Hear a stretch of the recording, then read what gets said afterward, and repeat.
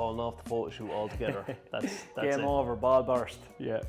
Hello everyone, my name is Mark, and this is Emmett, and this is our YouTube. We don't have a name for it yet. That doesn't have a name. But welcome back. Yeah, in this video we're just going over basically our weekly check-in and how we're getting on with our photo shoot prep. We are this day 5 weeks out. This day 5 weeks out from the photo shoot prep for myself anyway, photo shoot number 1, and 7 weeks out from photo shoot number 2. But how have things been going for you this week? Very good, yeah. Just listening to you there, I'm thinking, thank God I'm only doing one. Yeah. But no, things are going well. I have to say, like, there's no point sitting here lying. Last week was a struggle. I found last week very difficult. And I think I kind of mentioned it in a previous episode as well. It was like a psychological thing because my calories had dropped and my activity levels had gone up. Hunger was definitely higher. Training was a little bit harder. Energy was a little bit lower.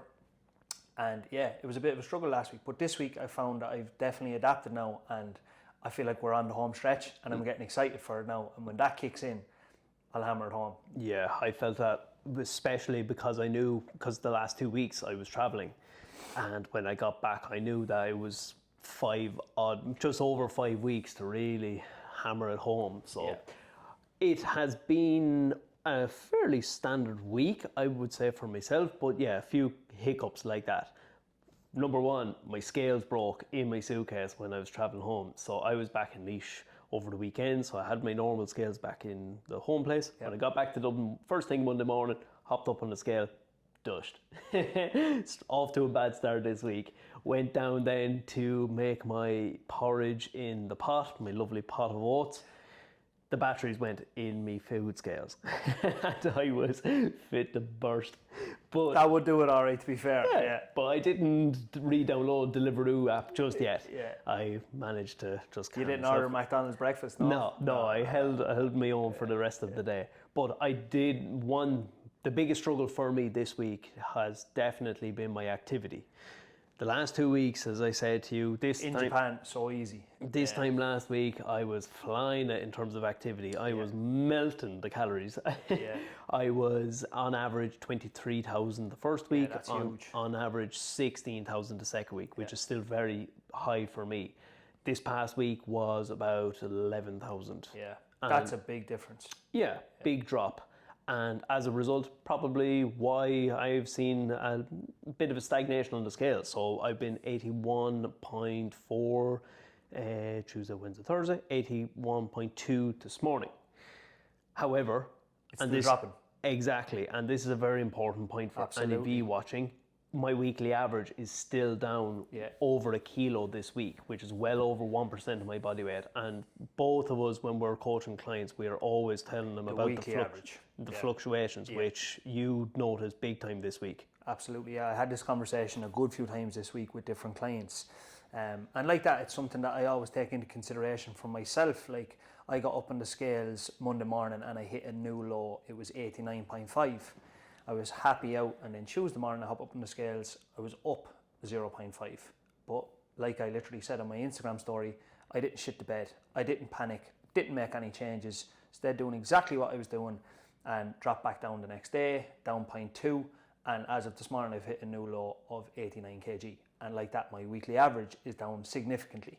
And you know, even working with my own coach, all he's really looking at from week to week at my check-ins is my weekly average weight. He doesn't care what I am day to day. Like, we've kind of set out where I want to be each week in terms of my average, and I'm hitting that or below that every week. And that's all that matters. I don't care about the daily fluctuations. Like, it doesn't bother me. It really doesn't. At this stage, I know why it's happening.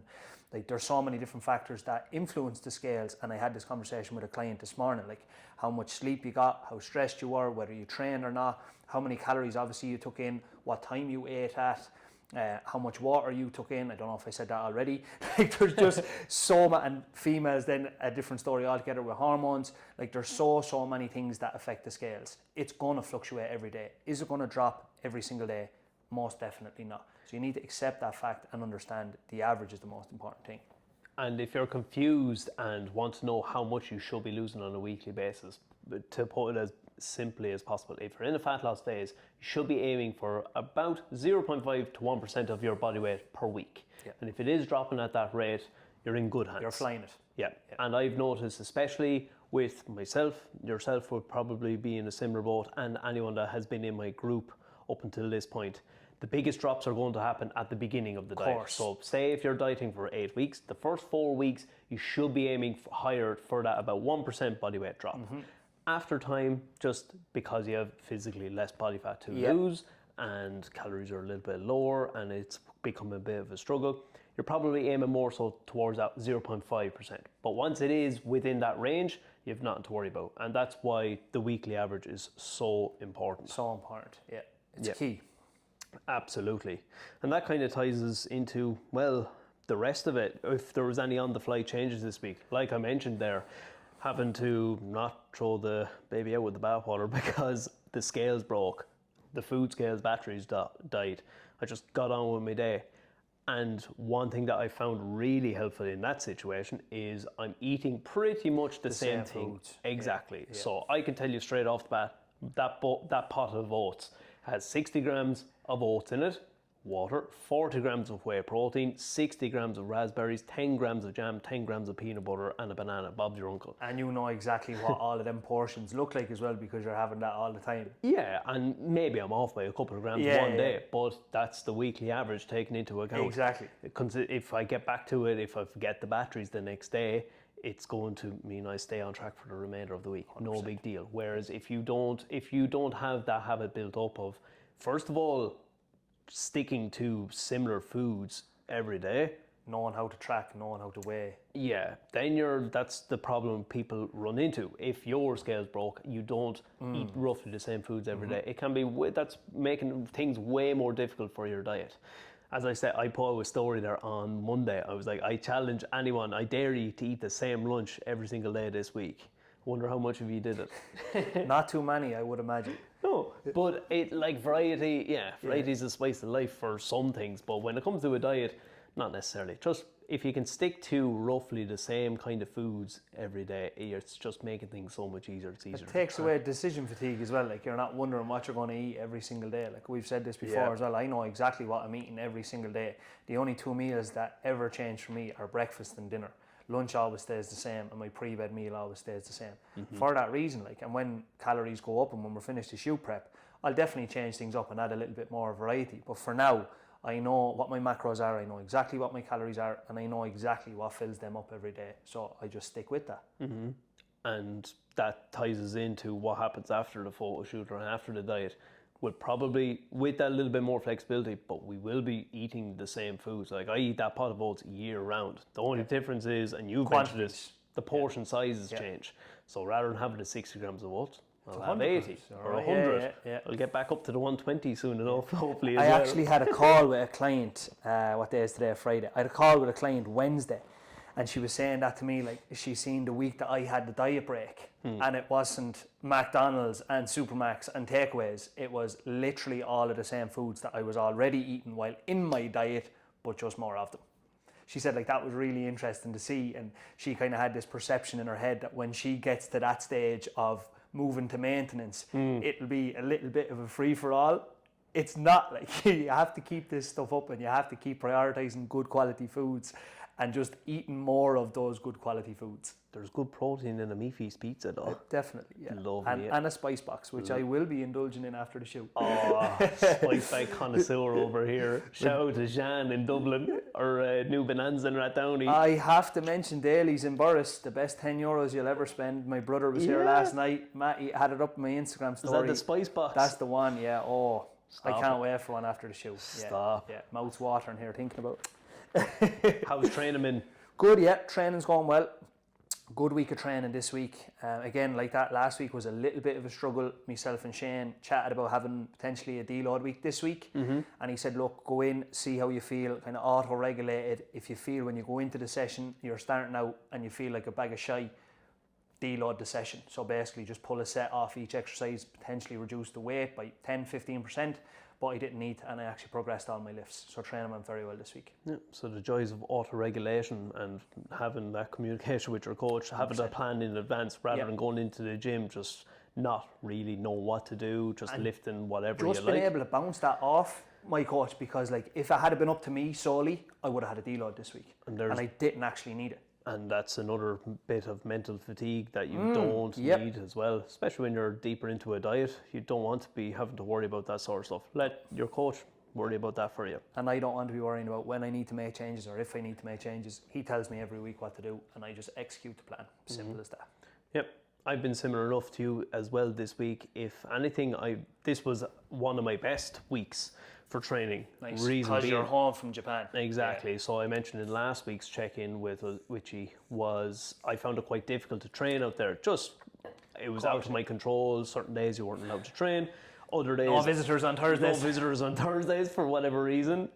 Bit discrimination, I knew. But anyways, that the likes of using equipment that I'm not normally used to, shite equipment, I'll call a spade, the techno gym equipment, the resistance profiles Pure on those muck. chest press machines is cat. Pure muck. But being back into my regular routine with my food as well, so I was actually getting those extra bits of carbs in, like 60 minutes before training sessions. I felt like I had a bit more of a buzz about me with those. Just getting back into that regular routine, I found that to be quite helpful. You literally will not be Irish scrub.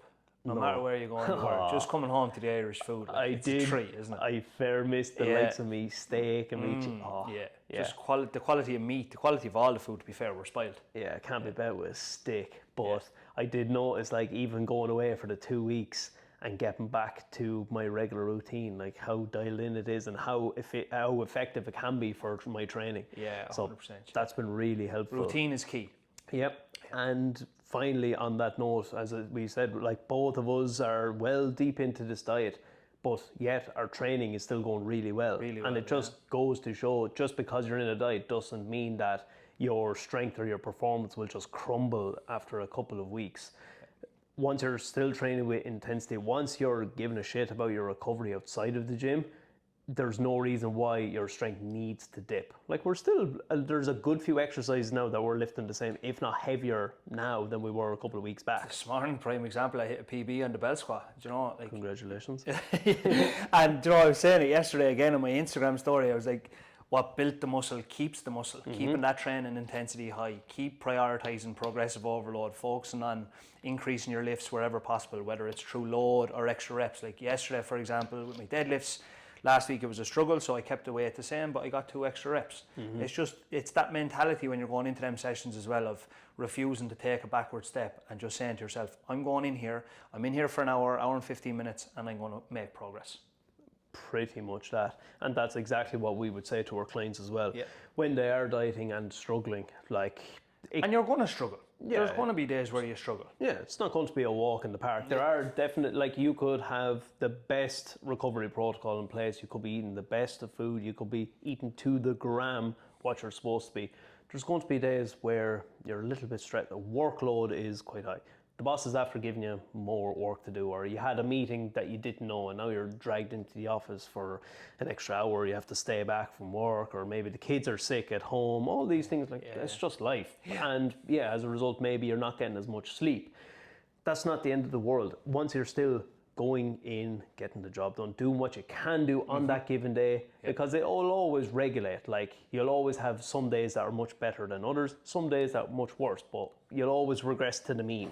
100%, and that's one thing that I always say to my clients as well, is don't miss twice. Like, if you go in and you have a poor quality session, make sure the next time you go in, you progress your lifts. Don't miss twice. Or if you have a bad meal, or if you just get pulled, it applies to everything. If you get dragged out, the missus surprise you with a meal out that you didn't know, and just making sure that next meal is a good one. And not a big Mac. And if you have a poor day, which can also happen, in terms of your nutrition, for whatever reason, don't have a second poor day. Don't back it up with a good day the next day.